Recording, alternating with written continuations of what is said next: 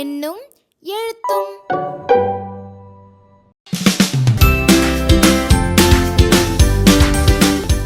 கட்டகம் 6 அளவைகள். இந்த கட்டகத்தோட கற்றல் விளைவுகளும் பாடநூல் ஒருங்கிணைப்பு பக்க எண்களும் வகுப்பு வாரியா தனித்தனியா கொடுக்கப்பட்டிருக்கு. இதுவரை கற்றவை பகுதியில மாணவர்கள் முன்வகுப்பில் அடைந்திருக்க வேண்டிய திறன்களை நினைவுபடுத்தும் விதமான காணொளிகள் இடம்பெற்றிருக்கு.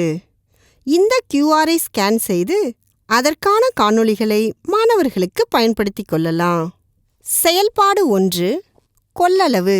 நுழையும் முன் பகுதிக்கான கொள்ளளவு பற்றிய நிகழ்வானது இந்த விரைவு துலங்கல் குறியீட்டில் தனியாக கொடுக்கப்பட்டுள்ளது. ஆசிரியர்கள் அதனை பயன்படுத்திக் கொள்ளவும். கருத்துருவாக்க தருணம்.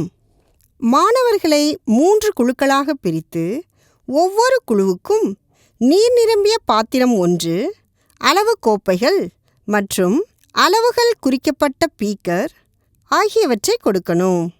பிறகு குறிப்பிட்ட அளவில் நீரை நிரப்புவதற்கு பல்வேறு அளவுகோல்களை பயன்படுத்தி எந்தெந்த வழிகளில் நீரை அளந்து ஊற்றலாம் என்பதென கண்டறியும் வகையில் கருத்துருவாக்க தருணம் பகுதியானது அமைக்கப்பட்டிருக்கு.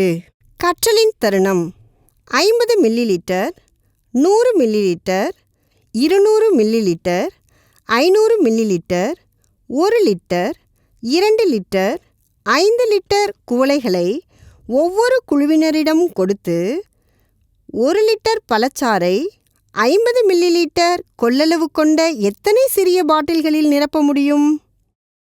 1 லிட்டர் பழச்சாறை 5 பேருக்கு சமமாக பிரித்து கொடுத்தால் ஒவ்வொருவருக்கும் எவ்வளவு பழச்சாறு கிடைக்கும்? 500 மில்லிலிட்டர் எண்ணெயை 2 பேருக்கு சமமாக பிரித்து கொடுத்தால் ஒவ்வொருவருக்கும் எவ்வளவு எண்ணெய் கிடைக்கும் என்பன போன்ற வினாக்களை கேட்டு அளந்து பார்த்து விடையை உறுதி செய்யும் விதமா கற்றலின் தருணம் பகுதியானது அமைக்கப்பட்டிருக்கு. கன அளவு. கருத்துருவாக்க தருணம். இது 5ஆம் வகுப்பு மாணவர்களுக்கானது. கனசதுரம் மற்றும் கன செவ்வகத்திற்கான கன அளவை கண்டுபிடிக்க விரைவு துலங்கல் குறியீட்டில் கொடுக்கப்பட்டுள்ள கன அளவு தொடர்பான காணொளியை முதலில் காண்பித்த பிறகு கனசதுரத்திற்கான கன அளவு வாய்ப்பாட்டை அறிமுகப்படுத்தணும்.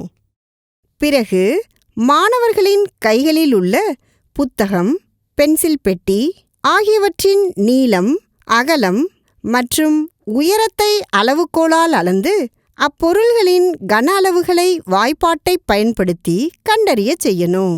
இதேபோல அட்டைப்பெட்டியின் நீளம், அகலம் மற்றும் கன அளவு கொடுக்கப்பட்டால் பெட்டியின் உயரம் கண்டறிய முடியுமா என்பன போன்ற வினாக்களை கேட்டு விடையை பெறுவதன் மூலம் கன அளவு தொடர்பான புரிதலை மாணவர்களிடம் உறுதிப்படுத்தி கொள்ளணும். கற்றலின் தருணம். மாணவர்களை 4 குழுக்களாக பிரித்து கொள்ளணும். கரும்பலகையை 4 பாகங்களாக பிரித்து அவற்றிற்கு நீளம், அகலம், உயரம் மற்றும் கன அளவு என பெயரிடணும். ஒவ்வொரு பாகத்திற்கு நேராகவும் ஒரு குழுவினரை அமரச் செய்யும் பொழுது நீளம், அகலம் மற்றும் உயரம் குழுவினர் தங்களுக்கு விருப்பமான ஓரிலக்க எண்ணை கூற கன அளவு குழுவினர் உரிய கன அளவை கண்டுபிடித்து கூறணும். ஒவ்வொரு சுற்று முடிவிலும் குழுவினரை இடமாற்றி அமரச் செய்து விளையாட்டை தொடரணும்.